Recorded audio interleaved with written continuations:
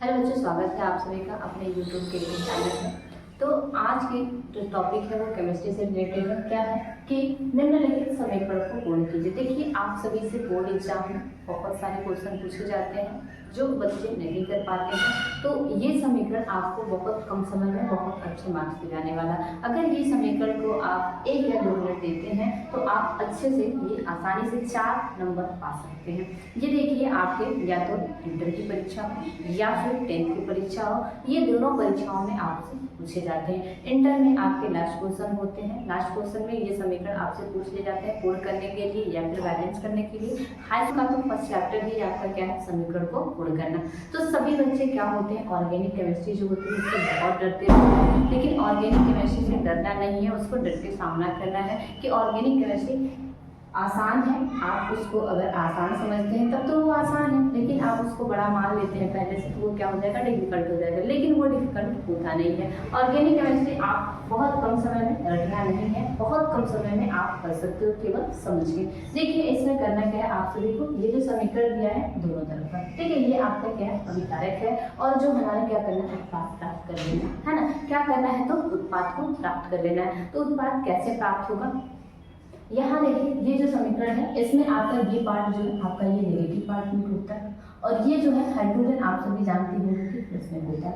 उसके बाद ये सोडियम की बात करें तो ये सोडियम हमेशा क्या होता है, पॉजिटिव रखता है, यानी कि जब इलेक्ट्रॉन देता है तभी पॉजिटिव रखता है। तो यहाँ ये जुड़ा हुआ है OH, तो ये क्या है, एक साथ साझे में है, तो ये आपका सोडियम क्या होगा, प्लस में, और ये OH जो होगा वो माइनस में। इतनी बातें आप सभी को क्लियर है।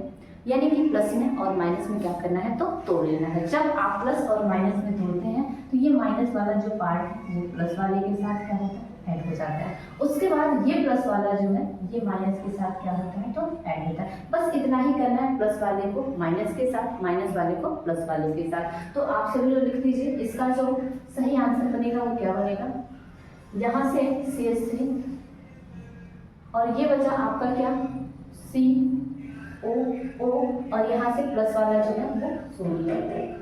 उसके बाद दूसरा जो पार्ट बनेगा वो क्या होगा, यहाँ से एक हाइड्रोजन और यहाँ से OH। जब 2 हाइड्रोजन और 1 ऑक्सीजन मिलता है तो क्या बनता है आपका, तो जल बन जाता है। इस प्रकार से ये समीकरण क्या हो गया आपका, तो अभिकारक दिया था, उत्पाद आपका प्राप्त हो गया। यहाँ से ये समीकरण फिर से एक बार देखिएगा मैंने क्या किया है इस समीकरण में। तो यहाँ से ये जो CH3CO है उसको मैंने एक नेगेटिव पार्ट में और हाइड्रोजन को पॉजिटिव पार्ट में जोड़ दिया। उसके बाद फिर मैंने क्या किया है, ये सोडियम और जो आपका OH है, ये सोडियम को पॉजिटिव और OH नेगेटिव। इतना करने के बाद मैंने किया क्या है कि ये जो पार्ट है नेगेटिव वाला उसको पॉजिटिव वाले के साथ ऐड कर दिया। उसके बाद जो प्लस वाला है फिर से यहाँ माइनस वाले के साथ ऐड कर दिया। ये आपका समीकरण क्या हो गया, तो पूर्ण हो गया। इस प्रकार से आपके उत्पाद मिल गए। आगे बात करते हैं किसकी, तो सेकंड समीकरण की। ये सेकंड समीकरण आपका दिया, यहाँ तो आपके 2 पार्ट दिए हुए थे तो आप समझ पाए हैं कि प्लस वाले को तोड़ देंगे, माइनस वाले को तोड़ देंगे। इसके बाद प्लस को प्लस, माइनस के साथ, माइनस को प्लस के साथ ऐड कर देंगे। लेकिन यहाँ तो आपका एक ही पार्ट दिया है, यहाँ आपका क्या दिया है, तो एक पार्ट दिया है। इसमें आप क्या करेंगे, सबसे पहले यहाँ तक की बातें माइनस और ये आपका हाइड्रोजन। उसके बाद ये सोडियम जो होगा वो क्या होगा आपका, तो पॉजिटिव होगा।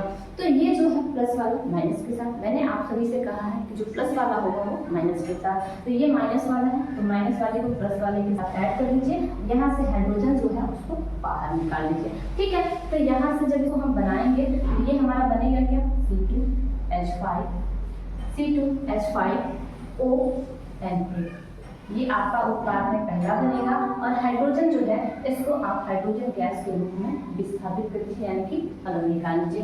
इस प्रकार से ये आपका क्या बन गया, उत्पाद बन गया। लेकिन उत्पाद तो बना है, लेकिन ये देखिएगा क्या ये समीकरण संतुलित है। यहाँ जो है हाइड्रोजन आपका 2 है और यहाँ जो आप यूज किए हैं अभिकारक के रूप में वो कितना है, तो 1 है। तो ये समीकरण आपका संतुलित नहीं है। तो इस समीकरण को हम क्या करेंगे, सबसे पहले संतुलित कर देंगे, ठीक। तो ये समीकरण देखो, कार्बन संख्या 2 है, यहाँ भी आपका कार्बन 2 है। उसके बाद बात करें हाइड्रोजन की संख्या, तो हाइड्रोजन 5 और 1 6 है, यहाँ कितना है 5 और 2 7 है। तो मैंने एक वीडियो में आप सभी को बताया है कि समीकरण को कैसे संतुलित किया जाता है। अगर आप सभी लोग नहीं देखे हैं तो मैंने एक वीडियो दिया है, वहां से आप देख सकते हैं। ये जो है या फिर मैं आपको बता रही हूँ यहाँ भी समीकरण को संतुलित करने के लिए, तो यहाँ जो कुछ 1-2 बताऊंगी वहां मैंने पूरे समीकरण को संतुलित किया है। तो ये हाइड्रोजन की संख्या बैलेंस में कि यहाँ आप 2 लिखो, यानी तो 2 लिखो। तो यहाँ से जैसे ही हम 2 लिखेंगे तो ये कार्बन की संख्या बढ़ गई, उसके बाद हाइड्रोजन की संख्या बढ़ गई, उसके बाद ऑक्सीजन की भी संख्या बढ़ गई। ठीक है, तो हम क्या करेंगे, सबसे पहले कार्बन की संख्या 4 है तो इसको भी हम 4 बनाएंगे। ठीक है, क्या करेंगे तो 4 बना देंगे। तो यहाँ से कार्बन की संख्या 4, यहाँ भी कार्बन की संख्या 4। उसके बाद हाइड्रोजन की संख्या बात करें तो 5 और 6, उसके बाद ये 6 गुना के 12, यहाँ कितना हो गया 5 गुना के 10, 10 और 2 12, ये हो गया आपका कितना तो 12। उसके बाद बात करते हैं ऑक्सीजन की। ऑक्सीजन जो है वो 2, तो यहाँ से आपका ऑक्सीजन कितना है तो 2। इसके बाद ये जो है सोडियम, यहाँ सोडियम की संख्या 1 है और यहाँ सोडियम की संख्या 2 है। तो इसको भी हम क्या करेंगे, अगर यहाँ हम 2 लगाते हैं तो ये हमारा समीकरण क्या हो जाएगा तो संतुलित हो जाएगा। इस प्रकार से यहाँ आपका उत्पाद भी बन गया और संतुलित समीकरण भी गया। ठीक है, बात करेंगे हम नेक्स्ट समीकरण की। आपका नेक्स्ट समीकरण मैंने आप सभी को जैसे पीछे की समीकरण में बताया क्या प्लस और माइनस में तोड़ने के लिए, तो यहाँ भी आप क्या करो, यहाँ के ये पार्ट पूरा माइनस यहाँ तक का, उसके बाद हाइड्रोजन आपका प्लस, यहाँ से ये वाला प्लस और OH आपका क्या होगा माइनस होगा। फिर उसके बाद दूसरी काम क्या करना है, पहला तो काम आपने कर दिया प्लस माइनस में तोड़ के, दूसरा बात ये है, दूसरा काम ये करना है आप सभी को कि ये माइनस वाले को प्लस वाले के साथ ऐड करिए, प्लस वाला है ये माइनस वाले के साथ। ठीक है, तो यहाँ से आपका क्या बन जाएगा COO और क्या बनेगा आपका तो C2H5, ये आपका एक उत्पाद बना। दूसरा वाला क्या बनेगा, तो यहाँ से हाइड्रोजन, यहाँ से OH, तो यहाँ से दोनों मिलेगा तो क्या बनेगा जल बनेगा। क्या बनेगा तो जल बनेगा। इस प्रकार से आपके क्या समीकरण में जो दिया हुआ है अभिकार, उसको मैंने क्या कर दिया उत्पाद प्राप्त कर।